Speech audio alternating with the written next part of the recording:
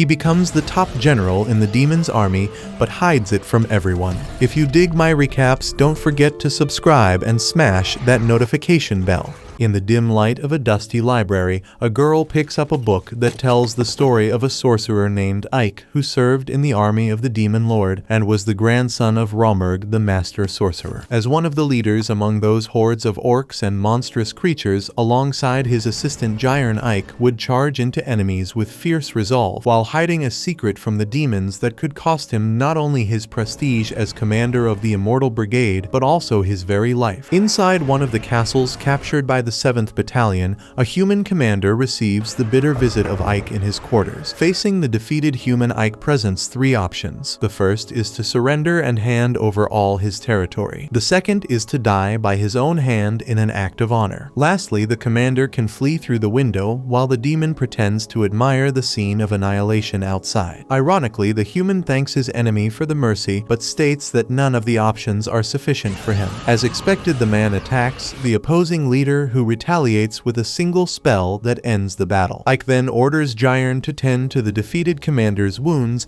as well as those of his soldiers who surrendered. Observing the war from afar through a magical sphere, a sorceress notes that it took only a week for the brigade to conquer Arsenam, an undeniable proof of the commanding talent behind the victory. With his scepter in hand, Ike conjures a magical barrier at the battle's end. Gazing upon the scene of devastation, he cannot help but feel guilty for wounding so many people, knowing he will never get used to the blood and violence of war. After all, Ike was never a demon, but shares the race targeted by his brutal offensives, human. His teacher Romberg was a great sorcerer with vast wisdom, who understood everything about the advanced civilization that once thrived in this world. On a whim, he decided to take in and raise Ike, a human child, and taught him all his knowledge and magic. In his last words, the sage asked Ike never to speak of the lost civilization, as such a revelation would one day bring countless disasters. As a burden to keep this secret, Ike could never remove the cloak and mask he must wear to hide his true identity, for Romberg knew the demon lord would never forgive Ike's humanity. Years later, after conquering Arsenam, Ike surrounds the room with a powerful barrier, granting him control over who could enter. At least that was the plan. To his surprise, a young maid had been hiding under the office desk. Begging for her life, the girl swears she saw nothing of what happened, but her desperate clumsiness seemed more hostile to her survival than the powerful enemy sorcerer. After 20 years of keeping his secret, Ike had been discovered by a hapless human who had knocked herself out on the desk. Later, walking among the ruined halls of that civilization, Jiron fears that too many humans have been left alive. In his defense, Ike argues that a dead man cannot pay taxes, nor can he keep the machinery of Arsenam running, a city renowned for its highly developed commerce. Speaking of which, a little further along, surrendered residents want to know how much they owe in taxes to the demon lord. To the workers' delight, the sorcerer informs them that the rate will remain the same,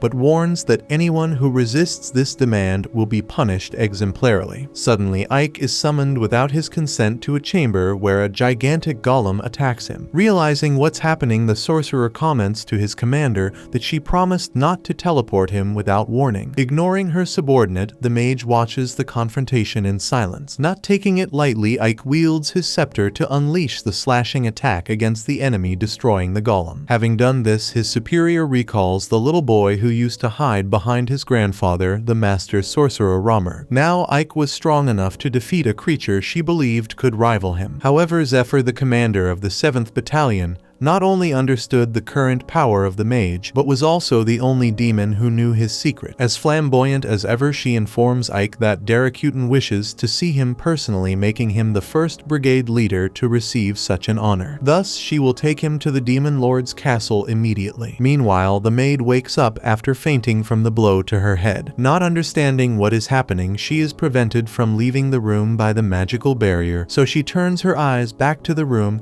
until she finds a portion of food with a note. The message asks the girl to eat and keep quiet, which she does not comprehend at first, but hunger makes her devour the food. Returning to Ike standing before that castle surrounded by miasma, the dark mass affects the human's body, as it always has, regardless of how many years he has been in contact with every corner of the demon territory. As if that weren't enough this time, he would undergo an evaluation to meet the demon lord, which could reveal his true identity. However, to prevent this, Zephyr casts a spell spell that promises to maintain the man's disguise. Then, before the commander responsible for inspecting the castle, Ike exudes extraordinary power, prompting the inspector to comment that he expected nothing less from Romberg's grandson. With this, Ike gains access to Doberberg, the demon lord's enormous castle, built to express the vast influence and power of the lord. The corridors are vast and endless, giving the human mage the impression that the supreme leader's importance is just as immense. However, the clear disadvantage of this extensive path is the fact that it tires humans like Ike, who envies his commander's flying ability as she glides through the fortress's corridors without feeling the weight of her steps. Even though he can use this spell, Ike does not control it, as well as Zephyr managing only to leap to great heights instead of gracefully floating without tiring his legs in long walks like the demon does. So after some time, the commander of the Immortal Brigade finally arrives in the throne room of the current demon lord. At the forefront of the hordes, Derakuten was responsible for turning the tide of war against humanity with just one battle. And this reputation makes both enemies and allies fear the coldness and cruelty of this demon, known for executing anyone he considers incompetent, even if they are on his side in the trenches of conflict. On the other hand, Derakuten knows how to best use those who show real talent, and this ability is the hallmark that ensured the demon lord a true revolution in combat methods during his reign. After all, monsters are born and grow up being extremely individualistic, which has always led to endless disputes among them throughout history. However, Derakuten turned the tables by instilling a sense of unity in his troops never seen before, and Ike is about to understand the reason behind this invaluable reputation of the leader. Thus, he bows before the Dark Lord, a young girl who surprises the commander with an appearance that gives an impression of a certain fragility. Derakuten mentions the conquest of the powerful fortress city of Arsenal in just 1 week, and Ike gives all the credit to his superior Saphiro, prompting Derakuten to remark that such humility sounds almost human. This comment sends a chill down the man's spine, so his commander steps in to clarify that she brought the grandson of Romberg, whom everyone called the Guardian of Hell. This information calms the accusatory tone of the demon lord, who understands that this young man's modesty must have come from his grandfather. Speaking of modesty, the Dark Lord emphasizes that Arsenal was taken with almost no loss of life, making Ike think he should have listened to Jiron about killing some prisoners. He quickly considers the best response to justify the lack of bloodshed in the fortress city's battle, arguing that humans may fear terror, but they will never obey it, and history itself proves this. When comparing the productivity of cities where the leaders were executed with those where they remained active, the better approach becomes clear. Without moving a muscle in his face during this speech, Derakuten asks if this is how Romberg thought, which his grandson confirms. With that said, even though he has exchanged few words with the demon lord, Ike has a strange certainty that she knows ancient civilization just like his master, because only knowledge of this level could revolutionize the demon army. Next, Derakuten approaches the servant and considers him different from the other demons who have bloodlust in their eyes. Therefore, next time the Dark Lord wants to look directly at the commander's face to know what kind of thirst this eccentric sorcerer hides behind the mask. With that said, she leaves the throne room. Thus, the human feels brutally relieved, sensing that he could be discovered at any moment, and removes the mask to take a deep breath. With a smile on her face, Saphiro comments that it's not like the man to seem so tense, and he responds that the Lord knew it was a mask, which made him fear immediately. Regardless, his commander reminds him that the human's identity remains preserved, and that's what matters. She informs him that Derakuten gave Ike a reward, which could be seen as a punishment depending on the point of view. Following that, he teleports back to the commander's room in Arsenal, where the portion of food he had left had been devoured by the maid, who slept like a log after eating. Ike kicks the chair where the girl was napping, waking her up with the same fear as last time, pleading not to be killed. Then Ike calms the girl down, saying he won't kill her, and asks for her name to break the ice. The maid says her name is 13, which the mage finds peculiar. However, she explains that servants are called by numbers, and her birth name is Sadie, like that French classical pianist. Some people confuse it with 7, which is not not her number, but the correct pronunciation is Satie, which is not a number at all and sounds much fancier. Regardless, Ike spares the poor girl by making her his servant. In the next scene, the mage is congratulated by Jiron for becoming the Lord of Avelias, the land at the southernmost border of Arsenal. According to Saphiro earlier, this is the Demon Lord's gift to the victorious commander, who now has the opportunity to be on the front line against humans. And since Ike is a lover of taxes, the supreme leader demands that the officer double the tax revenue in the region that sits in the eye of the hurricane in the middle of a war. Curiously, it was the demons who devastated this god-forsaken territory, and now Ike will have to figure out how to rebuild the small town of Avelias, which would take about 6 months, since the place is on the border and will be the target of frequent attacks. The population and the army already begin to feel the influence of the new ruler, who orders humans and demons to work together to rebuild the structures, which would reduce the reconstruction time to just 1 month. Jiron despises the fact that he has to cooperate with this race, especially since the men receive overtime as an incentive. However, the orc acknowledges that his commander's methods are strange, but they earn the title of ruler for the mage, who also gets his hands dirty alongside the workers and is already being recognized by all the local people. In fact, on further reflection, Jiron praises Ike so much that he sees the sorcerer as the future demon lord himself. In the next scene, another battle between humans and demons unfolds, where mages try to hold off the endless hordes invading their territory. One of them thinks it's enough to hurl multiple fire spells as a team hitting the rows of monsters. However, these evil beings appear unscathed even after enduring such high-level magic. In no time, the city walls are breached, and the two forces clash physically, with the demons gaining the upper hand over the humans, as has been frequently happening. In the Demon Lord's castle, Daracuden receives news that the war against Rosaria is going well, but this region plans to form alliances with neighboring countries to mount a stronger resistance. Observing the tendency of humans to unite in the face of difficulty, the Lord decides to leave this problem in Ike's hands. While handling Avelias' bureaucratic matters, the sorcerer receives tea from his newest maid Sadie, who is worried that her master is tired. Politely, the man accepts the gesture and keeps his focus on his tasks. On the other side of the trench, Alistair, leader of the Order of the White Rose Knights,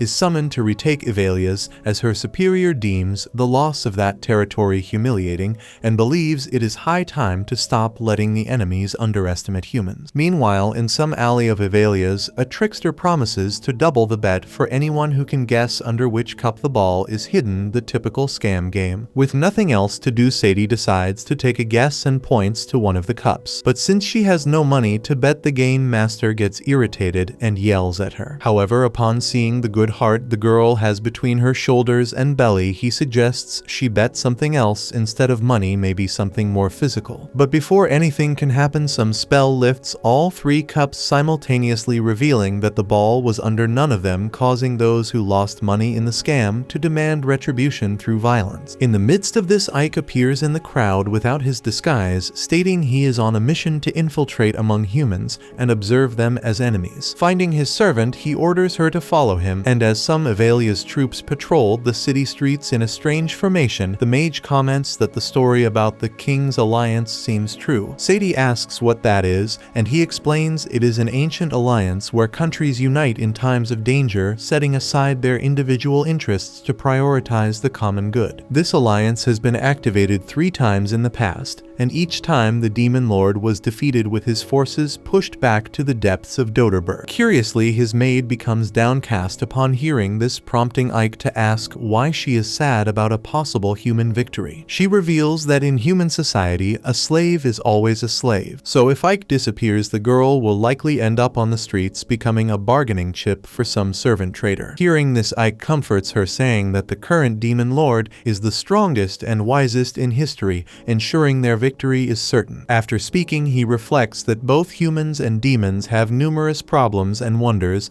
if there is any way to change this once and for all. Suddenly, the scammer from the cup game returns to confront Sadie, accusing her of performing the trick that lifted the cups. Beside him, a gigantic brute ready to teach the meddler a lesson. Sadie argues that the man cheated, but he doesn't care about that. He just wants to recover his loss, be it money or whatever the girl can offer beyond that. Without being invited into the conversation, Ike looks around and sees no one else nearby. Thus, he freezes the brute's legs and summons sharp ice lances that float in the air, poised for the men's first abrupt move. Next, he tries to question the scammer, but the man wouldn't shut up for even a second, so the mage drives a lance into his arm to convince him to be quiet. Ike then mentions the agitation of the local army and wants to know what the soldiers are talking about. The scammer tries to convince the mage that he knows nothing, but Ike threatens him once more, this time with death. With nowhere to run, the man informs that the king's alliance is about to be formed by neighboring countries to fight the demons, and that Rosaria's army plans to attack the demon lord's forces before this alliance is sealed. Ike interprets this move by Rosaria as an attempt to expand its influence within the alliance, granting the country more prestige before the war table is set, which will give them more voice in strategic decisions. On the other hand, of course, if Rosaria fails, it will leave that region in a very delicate situation. Finally, the man reveals that Avelias will be the target of this offensive because the gates are destroyed and the city is poorly defended. Having obtained the information he wanted, Ike turns and leaves the two men trapped in the ice. Returning to his office, the Lord of Avelias is surprised by a visit from Lilith, an old friend who complains about not finding her companion anywhere. Ike explains that he was exploring Rosaria in search of valuable information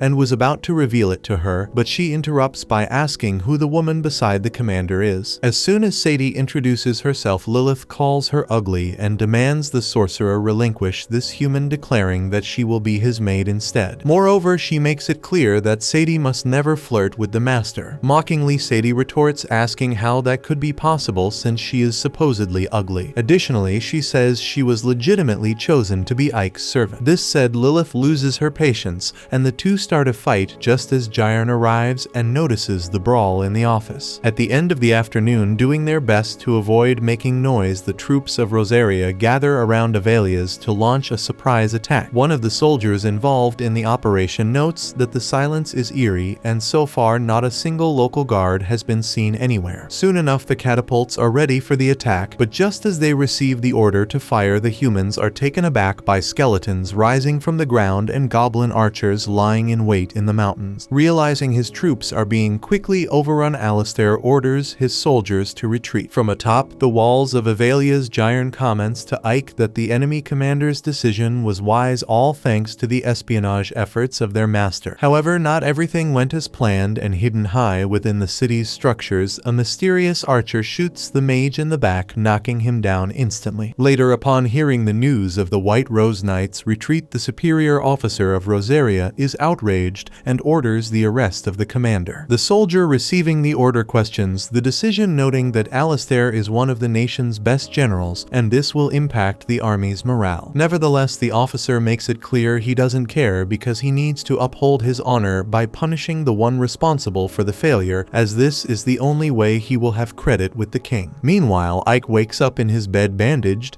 and without his disguise, with Saphiro lying beside him. The boy asks what's going on and the sorceress questions if this is how he talks to the person who just saved his life. Moreover, to further confuse the boy, she points out that he groped her quite eagerly the previous night. After the initial shock, Ike seems to remember nothing of what happened, so Saphiro explains that she healed him from an arrow wound. Aside from that, she mentions that no humans were killed during the battle, and she wants to know what Ike will do if the demon lord suspects him again. Without giving a direct answer, the man says he intends to make humans and demons live together and that no one will take that idea out of his head. Unsure of how to respond, Saphiro leaves after reminding Ike that he is human and should rest. Alone, the mage examines the arrow that was shot at him and wonders if someone has infiltrated his troops. Shortly after, he quickly puts his disguise back on because Lilith arrives, happy to see the commander is better. Behind her, Sadie shows the same joy, so the demon starts to hiss at her again, trying to make the human keep her distance. Sadie takes the bait and the two start round 2 until Jiron throws Lilith out and stands in front of the door to keep her from coming back in. Sadie thanks him, calling the orc Mr. Ugly, which offends him, so Ike corrects her, saying the pig isn't that ugly, just has a rustic face and a chubby body out of the ordinary. That said, the master asks Jiron to locate the commander of the White Rose Knights. Sometime later, after his loyal assistant completes his espionage work, the commander of the Immortal Brigade is informed that Alistair was imprisoned after failing the attack on Avelia's, so he heads to the prison where she is. To further annoy the man, Lilith once again interferes, making jokes about terrible humans being in that tower, so Ike loses his patience with her and warns that he didn't call for anyone. Persistent, she replies that being alone is too boring, so the mage relents once more as long as the demon keeps quiet. Satisfied, Lilith follows along with her head resting on the poor man's shoulder. Upon reaching the prison gate, the monster remarks that it's easy to get in since there are few guards, but Ike wants to cause as little commotion as possible, acting stealthily. However, in the middle of this, Lilith knocks out the guards, clearing the way. Once inside, the prison is enormous, much larger than Ike had imagined. For this reason, he assumes it will take some time to find the human commander. But Lilith beats her chest again and resolves the situation by knocking out another guard, stealing the key, and getting the information that the prisoner is on the top floor. The mage questions the part about not causing trouble, but doesn't have the patience to scold his companion again, so he continues without saying anything. Suddenly, the situation worsens when other soldiers arrive and attack the two without hesitation. As calm as ever, Lilith hands the keys to her partner and asks him to go ahead while she deals with the problem. For the last time, Ike insists that she doesn't shed unnecessary blood, and in the blink of an eye, she has fractured 14 of the opponent's bones. Ike pretends not to see anything and continues his journey. Upon reaching the mentioned cell, he turns the key and opens the door, but no one is inside. Confused, Ike takes a few steps forward to analyze the situation, and then the prisoner appears behind him, almost hitting him with a dagger. Without wasting time, the mage strikes the woman down. After that, she asks what he wants, assuming the demon only came to laugh at a defeated enemy. Without falling for the provocation, Ike directly asks if the commander sent an infiltrator to Avelia's to kill him. Alistair doesn't answer, and instead questions if Ike is really a demon. Not understanding why the mage asks what she means, but several guards rush up the stairs upon discovering the invader has reached Commander Alistair's cell. Taking advantage of the intruder's distraction, the woman points the knife at his neck and considers that he might be human for some reason. Holding the wizard hostage, she insists on asking if he is human or not, taking Ike outside the cell as the guards arrive. In response, the commander of the Immortal Brigade freezes time and pushes the guards away with magic. Suddenly, a huge soldier attacks him by surprise. Ike dodges the blow and destroys the floor beneath his opponent, causing him to fall from the top floor of the enormous prison. However, before he falls, Ike casts a spell to cushion the fall and prevent his death. Watching the scene, Alistair wonders why this guy saved the soldier. Unable to move, the officer ends up falling due to the collapsing floor beneath her, but once again, Ike prevents another human's death. Frightened by falling into his lap, Alistair jumps up to stand again, and the wizard tries to calm things down by formally introducing himself. Impressed by his credentials, the woman is amazed to be in the presence of the ruler who defended Avelia's so effectively. Answering the officer's earlier question, Ike says he cannot be human since he commands demonic forces, and soon questions if she sent someone to execute him. Alistair remains undaunted and asserts that she is a knight of the kingdom and will not reveal anything to the demon. If he wants to end her life, so be it. Ike had another plan in mind, so he approaches her to read her mind. Lilith arrives distracted and asks what kind of shamelessness this is. Receiving no response, she says that the guy can have some fun with her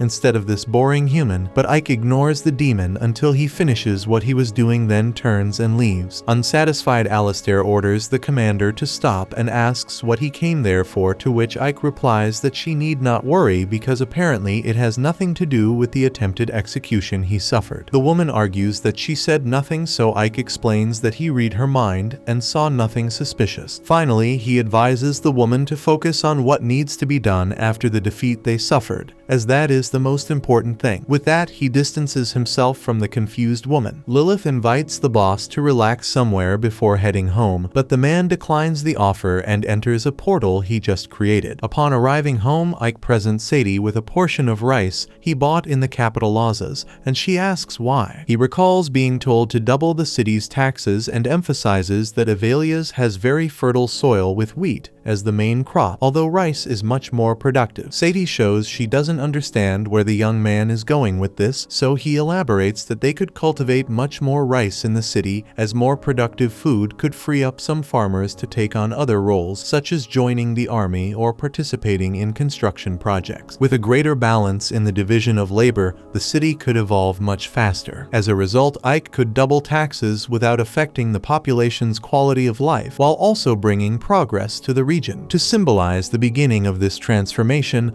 the ruler asks Sadie to cook the rice he brought, but she has no idea how to do it, having never seen this food before. Ike doesn't know either, but tells the girl to figure it out. All he knows about it is a phrase he once heard: first low, then high, don't lift the lid even if the baby cries. Without understanding any of it, the maid asserts she will do her best. Later, Ike finds the army assembled, and Jiron is curious about why he was ordered to gather everyone. Ike responds that he will know soon enough. Analyzing the attempt on his life, the commander reflects that the arrow someone fired belonged to the enemy army, but Alistair, who was the leader of the attackers, knew nothing about it. This means someone attacked Ike intending to incriminate the Knights of the White Rose, the worst-case scenario he had imagined, as it certainly indicates a spy in his army. Given the facts, he reads the minds of all his warriors, while Jiron admires the boss and his absolute power, eager for him to read even more of his mind. Among the troops, a goblin sweats, nervously fearing discovery. At the same moment, Ike teleports in front of him and accuses the soldier. By nightfall, the commander visits Zephyr after a long time away, a fact the woman makes sure to comment on. Despite being accustomed to seeing his superior bathing, he prefers to wait outside until she is ready. Before leaving the bathroom, she asks if he found the spy, to which he replies it is the second in command of the 7th Battalion, the one-eyed goblin Jace. Zephyr isn't surprised, as she already had her suspicions. Almost lamenting the betrayal, Ike adds that Jace is very intelligent and a veteran warrior. Thus, Zephyr rises from the bath and asserts that this traitor must pay a high price. Among his comrades, the one-eyed creature is informed by his subordinate that the commander visited Zephyr. Jace asks the shooter if he messed everything up since Ike is still alive, but the archer assures him that he pierced the target's chest. Another comrade informs the boss that he cannot contact the Immortal Brigade spy, so Jace deduces he was discovered, thus planning to strike first to avoid being caught off guard. However, as if that weren't enough, Jace is informed by a third ally that Ike himself has come to see him. Upon arrival, the goblin comments that the commander made a point of coming alone. Ike notes that the goblin decided to do the opposite with dozens of soldiers behind him. Therefore, he wants to know if Jace plans to start a war. Jace responds that this is his territory and none of the commander's business. Moreover, he mentions that Ike was injured in the last battle and believes this is due to the commander becoming too confident, which made him careless and unacceptable behavior for the leader of a brigade. As the goblin spoke, his soldiers were steadily closing in on the human. Without losing his calm, Ike agreed with Jace's point of view, because indeed he needed to be more cautious, especially concerning potential traitors. Realizing he had been discovered, Jace smirked and asked what Ike planned to do alone, even though the goblin's one-eyed army was twice the size of the city's military contingent. Moreover, the entire army was eager to taste the blood of the commander. Looking around, Ike was pleased to see all the traitorous soldiers gathered, as it allowed him to kill hundreds of birds with one stone. The method he used was a meteor shower that dispersed the troops. From the dark sky above, Saphiro chanted the spell to keep the flames falling from behind the clouds. However, causing devastation in Avelia's was not part of the plan, so Ike tried to shield himself while regretting involving the sorceress in his plans again,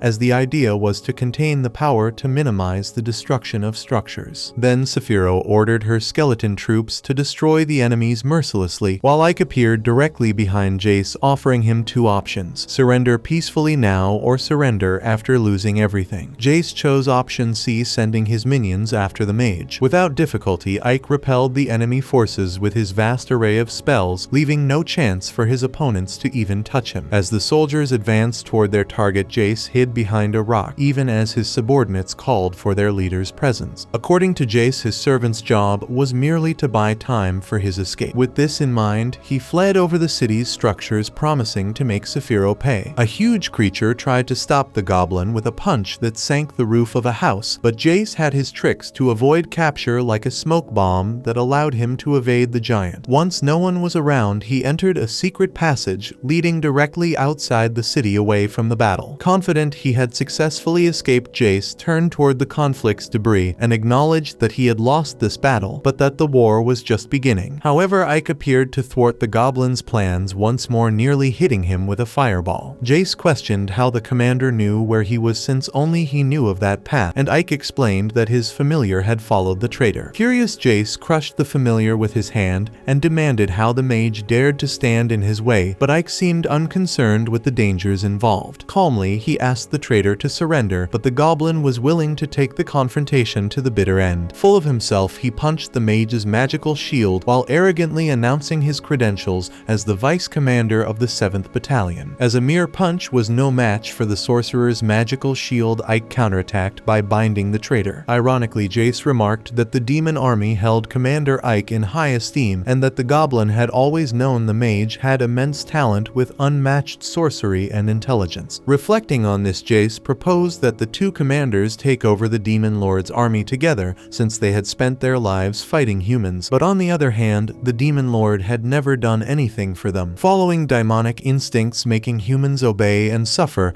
was what brought the greatest joy, but the current lord did not allow her troops to kill without a justified reason, and many members of the army were dissatisfied with this. According to Jace, it seemed that Darrokutan lacked the firm hand necessary to lead such dark forces, and sometimes gave the impression that she didn't even want the position. Thus, they would be doing a favor by dethroning the current ruler, which is why Jace wished for the commander to join them. After the speech, Ike refused the proposal without a second thought, and anticipating this, Jace threw a kunai at his superior. Dodging the blade, Ike froze time again and dismissed the goblin's ridiculous escape attempt. Moreover, Jace had mentioned joining them, so Ike asked if anyone else was aiding the goblin. Jace refused to speak, so Sephiroth appeared to torture the traitor until he talked, pulling at his limbs' bindings. Ike asked his superior not to interfere as he wanted to use his own methods, but the sorceress could not tolerate the subordinate's delay in doing what was necessary. With that said, the spy began to show signs of poisoning, prompting Ike to use his antidote spell, but to no avail. This meant Jace had been poisoned by his own comrades, which to Ike was the worst crime possible. Sephiroth used Jace's companions' disdain for him to make the goblin talk, as there was no need to stay silent for those who betrayed him. Besides, she assured him that she would avenge him if he revealed who cooperated in the espionage. Jace gave the name of the responsible party before losing his life, and Ike admitted that he felt sorry for the goblin upon seeing him die abandoned, making him think that this feeling of empathy would bring problems someday. After the entire incident, the commander of the Immortal Brigade was summoned by the Demon Lord along with Sephiroth, who reported that the mastermind behind the plot was the head of the 3rd Battalion Bastio. Darrokutan demanded proof, so the sorceress explained that Bastio had dragged Jace to his side and was plotting the deaths of the 3 present in the throne room. After hearing Sephiroth, the ruler asked for the word of a 4th element who appeared in the room, surprising the 7th Battalion commanders. It was Bastio defending himself by arguing that these two killed the vice commander themselves to frame him because they want to steal the 3rd Battalion for themselves. After all, Sephiroth is a witch, and that's something you would expect from one. Upon hearing this insult, Sephiroth instinctively exudes her magical power, but Darrokutan asks everyone to calm down. The Lord emphasizes that the more power a demon has, the more they seek. Wealth, glory, influence. This ambition is what makes demons who they are, so it wouldn't make sense for the leader to kill her subordinates for displaying such behavior, otherwise there would be no one left. Having said that, she questions Bastio if he thought she wouldn't uncover the plot he had planned, which surprises the Headless Knight. As for the witch, the Demon Lord acknowledges that her loyalty is true, but says she was responsible for not maintaining the loyalty of her own subordinates. For this reason, both Sephiroth and Bastio must be be punished according to the code of laws, but Derakuten doesn't want to lose both commanders in the midst of a war, so she decrees that the situation be resolved through a duel where the winner will be the owner of the truth, because that is how demons should resolve their problems. Later, after receiving the details of the fight, Sephiroth explains to Ike that the duel will be conducted with magical creatures known as puppet soldiers. Each commander will represent their army of 50 puppets but cannot participate in the fight. The commander who defeats all the enemy's puppets wins, and the loser will be executed. Ike questions why something so complicated, since a direct combat would be simpler, but apparently Derakuten wants to test the command abilities of her officers. According to Sephiroth, the Demon Lord is a really strange being, but that's not the most eccentric part of the duel. Actually, it is allowed for the commander to choose a substitute to duel in their place, which is why Sephiroth chooses Ike. Indignant Ike emphasizes that the commander's life is in danger, so she should ensure victory herself, but she responds that she decided on the strategy with the highest probability of winning because Ike has already surpassed her in strength. Saying this, she takes her subordinate's hand and entrusts her life to him. Now analyzing the pieces he will have at the time of the confrontation, Ike wishes he hadn't been put in such a delicate position because the burden is immense. By his side, the loyal Jiron asks if everything is okay because the leader has been too quiet, and Ike confesses that he was reflecting on how their battalion's commander is as eccentric as the Demon Lord herself. The orc laughs and agrees, but notes that Ike is no different with his habit of asking subordinates not to kill without reason. Be that as it may, the human was chosen for the fight, and since the facts are already on the table, all that remains is for him to think of a strategy. Jiron complains about the ugly faces of the puppets, and would love to know how to make them fight. According to what was told to Sephiroth's representative in the combat, these puppets follow commands to the letter. Since they all have the exact same strength, the only test is purely command skill. As for the weapons presented in the room, they can be used freely. After that, he goes straight to his office desk to analyze combat strategies, but so far nothing useful has come to mind. Taking advantage of Sadie coming to serve tea, the commander asks her what is the best way to win a battle. Obviously, the maid doesn't know what to say, so Ike keeps provoking a response. He sets up a hypothetical scene where the girl needs to get into a fight, but she cuts him off, saying she prefers to solve her problems with tea rather than with fighting. Ike agrees that this is the best way, but notes that there are people in the world who will force you to fight whether you want to or not. Considering this, he asks how she would fight if necessary, and she says she would use a broom to defend herself, but isn't sure if it would be a good weapon choice. To her surprise, Ike agrees with the maid's viewpoint because a weapon that allows attacking without approaching the enemy is a good choice. A sword is longer than a dagger, and a spear is longer than a sword. Finally, a bow and arrow provide a longer range attack than all the others combined. Distance attack without putting oneself in danger in a fight is always an intelligent strategy, but every worthy opponent is fully aware of this. Sadie comments that her master in Arsenam was passionate about crossbows, and Ike agrees they are easier to use than a bow and also penetrate armor effectively, but that still isn't enough. Just like all the weapons mentioned, the crossbow is well known to everyone, and what Ike needs is something that surprises the enemy. Thinking about this, he considers building firearms, something Sadie doesn't know what it is, so she asks if they are powerful weapons. The commander explains that this is the type of equipment that can be used to hit an opponent hundreds of miles away without allowing for a counterattack. The maid is impressed but doesn't know how the leader will get access to such strong products, so he tells her that the 7th Battalion commander is a very talented alchemist and will surely tell him that there is nothing she cannot do. Upon arriving at Sephiroth, he hears that there are things she cannot do. The human complains that his boss always has this arrogant face and claims she can move mountains, but she replies that she is no deity. Moreover, she has no idea what a firearm is. Losing patience, Ike explains, it's an iron cylinder with gunpowder inside that explodes to propel a projectile. But since the witch is tired of this nerdy talk, she splashes water on her subordinate's face and asks him to join her in the water. gunpowder. Meanwhile, Bastio is also making his preparations for the duel. That night, he learns that Ike will be sent to fight in place of Saphiro, leading the messenger to believe that she is afraid of his boss. However, Bastio points out that the witch is the commander of the 7th Battalion,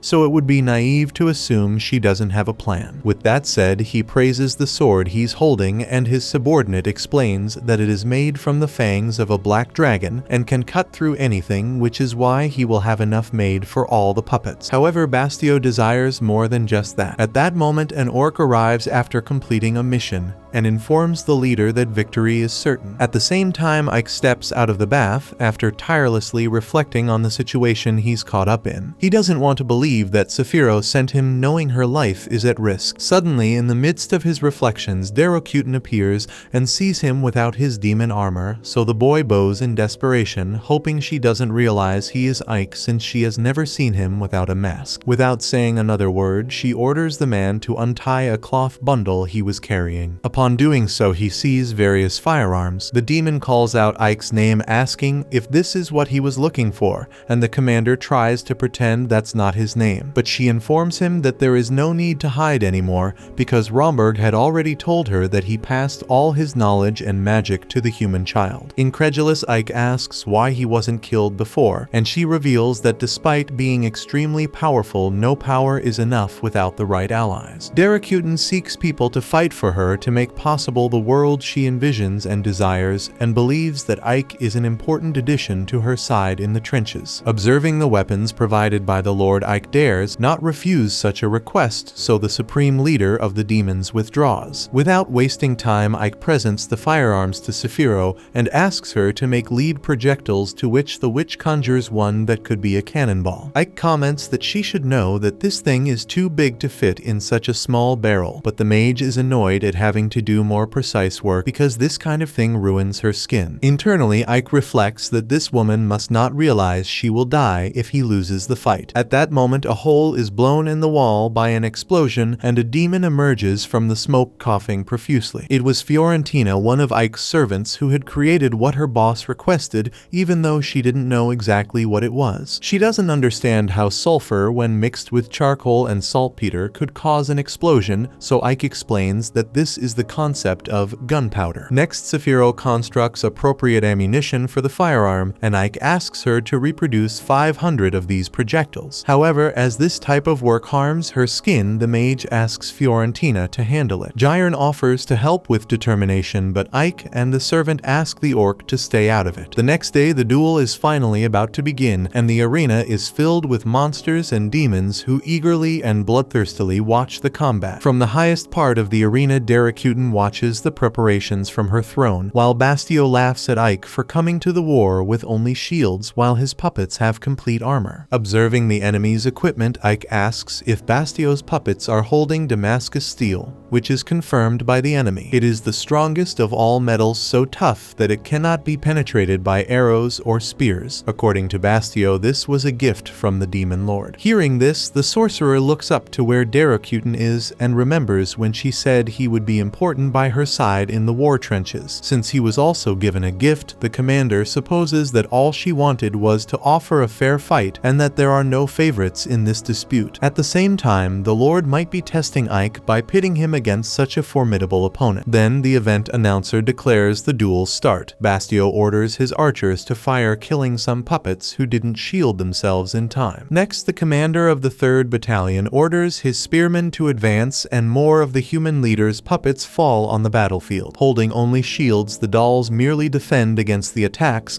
until they can no longer, hence being defeated one by one without a chance to retaliate. Bastio laughs and taunts the enemy to react because the way things are going is boring. Ike doesn't respond to the insult until a gunshot echoes around the arena. The shot kills Bastio's puppet without ceremony, making the commander realize the situation has changed. Soon a line of shooters forms in the rear and opens fire on the opponents, driving Bastio mad with confusion over the enemy's equipment. Not knowing how to react, the 3rd Battalion leader's puppets are slaughtered until none remain. After the fight, Darrokutin approaches the defeated commander and offers him two options. The first is to take his own life for an honorable death, and the second is to be killed by the demon lord herself. The knight chooses a third alternative, one worthy of a demon. With that, that, the orc archer who had set the trap alongside Bastio shoots at Derakuten, but she catches the arrow effortlessly. What she didn't expect was that the arrow had an explosive attached to it which detonates, engulfing everyone nearby. Additionally, other explosives around the arena go off, devastating the packed stands, while the 3rd Battalion launches an ambush and Bastio declares himself the new demon lord. Many years ago, in a dark cave, Romberg wiped out a pack of wolves and found a family torn apart by the animals. Amidst the chaos, there was a small child still alive, protected by the parents who used their own bodies as shields to prevent their child's death. Fast forward to the present day, the 3rd Battalion obeyed Bastio's orders in an attempt to take control of the entire demonic army. Catching the orcs by surprise, the commander's skeletons and goblins wiped out anyone in their path, while Bastio boasted about his strategy, confident that once the demons were under his control, the entire world would be his. Seizing his moment of triumph, Bastio tells Ike that it's not too late to join him, assuring him that victory is certain. In fact, he would even allow the mage to continue controlling the 7th Battalion. Glancing around, Ike observed the orcs in the arena being caught off guard and mercilessly slaughtered by the skeletal troops. He replied that it was an enticing offer, but he wasn't going to discuss it with Bastio. As his staff emanated power, the sorcerer declared that the commander of the 3rd Battalion would not be the demon lord. Hearing this, Bastio laughed, thinking Ike was smarter than that. As he spoke, his soldiers surrounded the mage and Bastio announced that this would be the end of his enemy. With that, some warriors charged at Ike, who responded with a powerful spell that repelled the attackers. Undeterred, the troop commander ordered the attack to continue, prompting Ike to escalate with an even stronger spell, striking down the soldiers advancing on him. One of the skeletons used its mana-coated skull to explode near the mage, but no significant damage was done. Still, as it was about to complete its strategy of striking with a sword through the smoke, the skeleton was defended by a magical shield and vaporized by another spell. Despite the mage's undeniable dominance in the battle, the 3rd Battalion stood firm under their leader's orders, not retreating in the face of the sorcerer's might. As Ike took flight, the archers seized the opportunity to shoot, but he dodged the projectiles and continued his ascent to a vantage point high enough to overlook the arena. From there, he cast a spell that pierced all the enemy soldiers, leaving Bastio in disbelief. Soon the knight would be the next victim of Romberg's pupil. Flying towards him, Ike unleashed a spell that caused a massive explosion. As the smoke cleared, Ike surveyed the carnage and destruction around him, expecting Bastio to be part of the scene. But the 3rd Battalion leader, his head rolling on the ground, let out another laugh and declared that it wasn't over yet. With that, the Dark Knight's body emerged behind the mage to attack, while the grandstand continued to suffer from numerous explosions that were collapsing the arena. Ike narrowly escaped the attack as the entire environment transformed into a sandstorm. Bastio made it clear that an attack like that couldn't defeat him. In fact, as the head of the Immortal Brigade, Ike should remember that the knight was a Dullahan and that he and his soldiers were undead. Seeing the enemies rise again after being killed, Ike realized that their ferocity hadn't diminished as Bastio's warriors resumed their attack with renewed vigor. This time, the skeletons hurled a larger number of explosive skulls at the opposing mage, who couldn't think of a reaction in time. Adding to that, a zombie goblin approached Ike dangerously, prompting the human to act quickly. He froze the enemy's arm and shattered it into pieces. After that, he stopped time and struck down the closest enemies, but they kept coming. According to Bastio, his troops were endless, and no matter how powerful a sorcerer Ike was, all magic was finite and would eventually run out. Therefore, it was only a matter of time before Bastio claimed victory, which was a pity as the knight would have loved to have an ally of Ike's caliber by his side. As if that weren't enough, the orc archer who had taken a shot at Derakuten acted again. With his extraordinary aim, he hit the mage with an explosive arrow, causing a massive blast. By luck or reflex, Ike managed to protect himself in time and raised a magical shield, but the shock was enough to show that his life had been on the line. Breathless, the sorcerer finally showed signs of fatigue. Bastio pointed out that the enemy was still alive, acknowledging that this was why he was the leader of the Immortal Brigade. Nevertheless, the knight reiterated that resistance was futile. On the other side, Ike began to believe this was true. so he needed to find a way to turn the tide before the situation worsened. Analyzing his surroundings, he knew that the undead were walking corpses and that his dark magic didn't work against them. However, the very fact that they weren't alive gave the human a good idea. In the meantime, Bastio assumed the enemy's passive stance was a sign of surrender, but he seized the moment to order another charge from his troops, which they promptly executed. Ike responded with a radiant spell that evaporated the attackers, and the light spread across the battlefield, having the same effect on the remaining enemies. Bastio, never having imagined this, was left speechless. His archer vassal was about to shoot again, but his arm was cut off to halt his momentum. It was Saphiro finishing her business with the orc by blowing him up completely. Moreover, she brought more soldiers to hold off the 3rd Battalion, including demons under her command, who demonstrated above-average skills massacring opponents and dominating the battlefield with authority. Similarly, Jiron led the battalion's goblins, while Lilith used her peculiar techniques to subdue the adversaries. After defeating the monsters with her allure, she declared that she would now go directly to Ike. Meanwhile, Saphiro reached the mage first and informed him that the conflict was under control. Practically defeated, Bastio curses the name of Zephyr, but Darakutin, who was observing everything from behind, reminds him that the Black Knight's opponent is Ike. As she approaches the commander of the 3rd Battalion, the Demon Lord gives her subordinate another chance by offering a direct fight against Ike. If he wins, Bastio will have his life spared. Seizing this opportunity, the knight assures that he will tear that mage apart. Without ceremony, the two launch into battle, and the impact of their collision creates a cloud of dust around them. Bastio attacked repeatedly with his sword, while Ike maintained his integrity with his magical shield. However, part of the barrier is broken by the warrior's strength, who now attacks with even more fervor, asserting that Ike's fate is to die right there. He adds that Ike should hate the Demon Lord, who after his victory in the war handed him death as a reward. To end the fight, Bastio unleashes a dark magic against Ike, who responds once again with the luminous spell that decimated the undead troops. This time, the light consumed the dark energy beam coming from the enemy warrior's arm, even taking the demon's hand with it. Watching the fight closely, Zephyr is astonished as she has no idea when Ike learned to use white magic. Strangely, the sorceress notices that the Demon Lord is not at all surprised by this. Bastio arrogantly charges once more at his rival, who now wielded a white magic that was the key to victory. When he was a boy, one day Ike was staring sadly at a dead flower. His master Romberg then invited the boy to the day's magic studies. Showing talent from a young age, Ike diligently attended the lessons that were part of his daily routine alongside the Guardian of Hell. Later that day, the boy asked if there was a spell that could bring a withered flower back to life, and the experienced teacher explained that white magic was responsible for that. Without hesitation, Ike asked to learn this branch of sorcery, but Romberg stressed that the boy was now a demon, so he should study curses, not white magic. This was because it would be highly suspicious for Ike to use such an ability, as white magic draws its power from compassion from a pure heart that cares for others. Obviously, this was something that would not please the demons if they saw it manifest in Ike. However, if the human insisted on learning, considering that he must hide it at all costs, Romberg revealed that white magic is more terrifying than any blade for those who possess demonic power. Faced with this, Ike did not give up the idea. Now, as a full-fledged mage, Ike mocks Bastio by saying that becoming a demon lord is too ambitious for someone like him. After all, Bastio didn't mind sacrificing his soldiers, even if they were undead, and was willing to turn against his comrades and his lady for his own ambition. Ike admits that this is how a demon should be, but it is precisely for this reason that he will not forgive the enemy for his crimes, as a ruler cannot oppress his people. Bastio becomes enraged by this speech,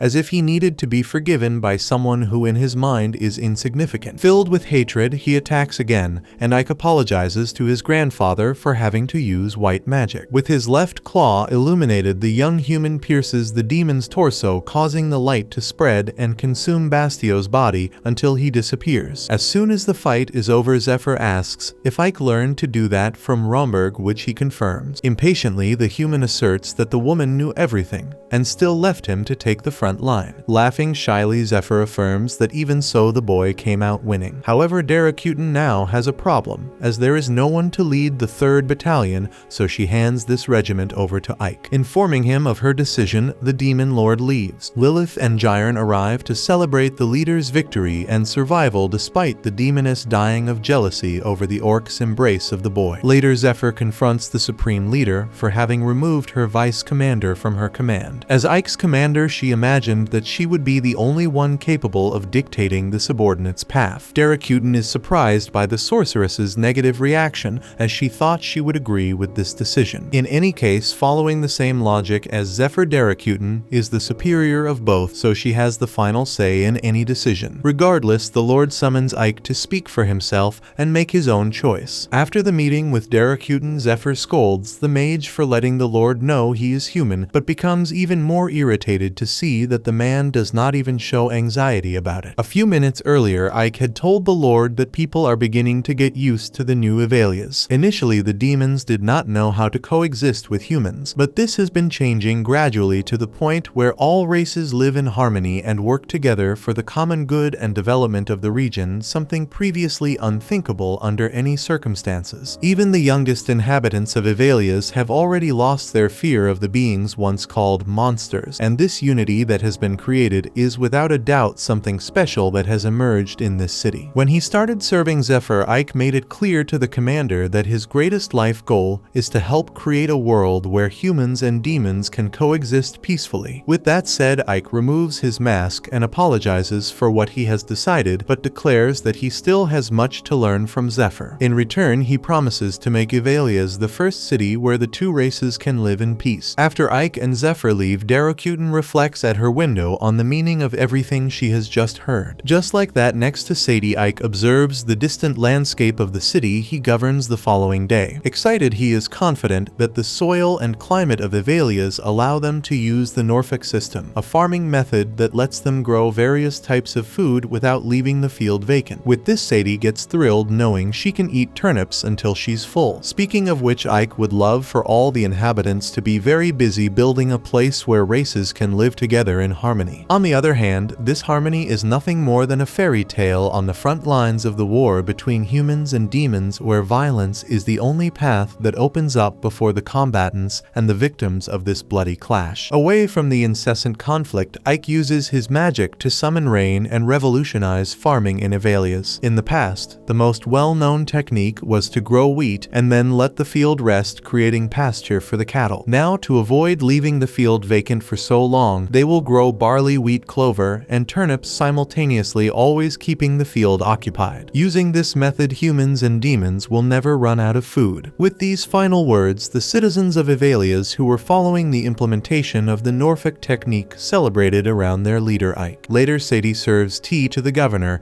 and congratulates him on becoming the vice commander. Suddenly, Jiron bursts into the leader's office in a panic, calling him by name. Sadie corrects the orc, saying the leader should be addressed by his title, so the subordinate apologizes profusely for his lack of decorum and accepts any punishment. Speaking of which, stumbling over his words, the monster finds it curious that Ike refused the position of commander of the army corps. Tired of the assistant's random chatter, the mage asks him to get to the point, so Jiron alerts him that the Alliance of Kings started to take action the previous night. The Second Army Corps, which was trying to take Alesta, was destroyed, and no one ever imagined that such an experienced and powerful battalion could be defeated the way it was. Sadie asks what the Alliance of Kings is, so Ike explains that it is an ancient human treaty. When the Demon Lord's army becomes too strong for one nation to face alone, all the countries on the continent unite to face the threat together. This treaty has occurred 3 times in the past, and every time the demons were defeated. To make matters worse, Evalias will likely be the next target of the human alliance, because besides being a border region with enemy kingdoms, it is a strategic territory due to containing Arsenam, a very important base. Aware of this, Ike imagines that this union among men can turn the tide in their favor,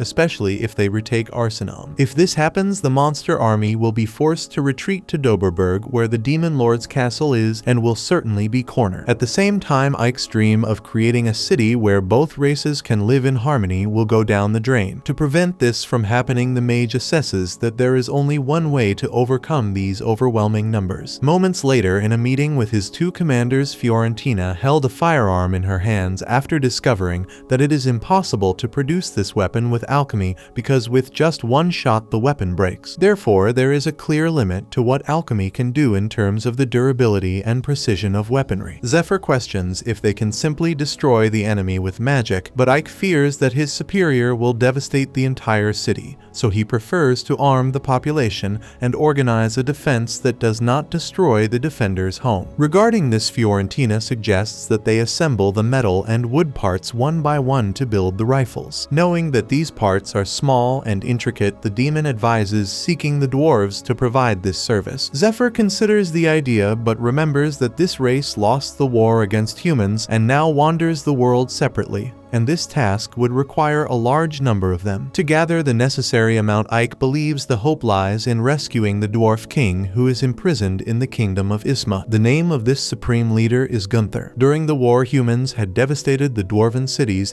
and left the chief of that race kneeling before the death of almost all his kind. Despite the certain defeat and humiliation, the dwarf king ensures that he will not allow humans to use dwarf technology for war. However, circumstances prevent the defeated ruler from making any demands, and in the end he has no choice, especially since his own son Batson is being held hostage by humans to get what they want from the enemy race's leader. The humans want the dwarves to use their skills for Isma because only then will they allow the defeated to live. Long after the surrender, Gunther spent his long days in the cell wondering how his son and the others were doing. Suddenly he hears several laughs from the guards outside the bars, and upon seeing what was happening, the soldiers seem dazed by some strange enchantment or drunkenness, and a demon appears to open the dwarf's cell with the key. The dwarf questions why a demon would help him, but Lilith doesn't have time to tell the whole story. As the rescued insists on hearing a justification, even aggressively demanding it, the demon casts the same spell on him that she cast on the guards. Jiron asks what's going on, and Lilith has no fear in replying that she got fed up with the bearded guy screaming in her ear. With that said, she leaves without saying goodbye, while Jiron ends up stating alone that this guy she knocked out is simply the supreme leader of an entire race. Carrying the rescued one on his shoulders, the orc is relieved not to see guards in the corridors as they escape. On the other hand, Lilith laments not having anyone to play with so far. Jiron reminds her that the orders are to rescue the prisoner without being noticed, but in truth Lilith doesn't care much about orders. Ignoring the orc's words, she smells something strange coming from him, making Jiron worried and asking what smell she sensed. Just to tease the monster, the demon replies that it's the scent of pig ugliness, provoking the orc's anger. In the midst of this, guards passed through the corridor and found the fugitives, so they attack without wasting time. Happy as can be, Lilith plans to have a good meal with the two young men. Using her mysterious magic powder, she knocks out the guards, while Jiron remembers that the order was not to get involved in unnecessary fights. Apparently, the loyal assistant to the vice commander still hasn't realized that the demoness doesn't care about orders, almost bringing the orc to tears before he says he'll tell their superior everything. Meanwhile, another guard was passing by in the corridor and attacked Jiron, who impulsively defends himself with a punch, causing the man's head to hit the iron door. Lilith turns the tables, saying she'll turn the orc in, making him beg like a child afraid of punishment. Shortly after, at the dungeon exit, the infernal duo runs into an entire battalion of men who, upon realizing what's happening, start gathering around the invaders. Lilith doesn't stand idle in the face of the circumstances, and since she promised Ike she wouldn't kill anyone, she continues to defeat her enemies in her own way. Watching the situation from a distance, upon seeing her method, Ike grumbles that his order was not to be seen, but apparently Lilith isn't very good at stealth. On the contrary, there's an entire regiment chasing the duo sent on this mission. To end this circus, the mage conjures a barrier to separate the men from the monsters and approaches Lilith and Jiron to tell them they did a good job. As emotional as always, the demoness thanks her master for the help and offers a kiss in return, but Ike declines the offer as expected. He then sees Jiron with the dwarf on his shoulder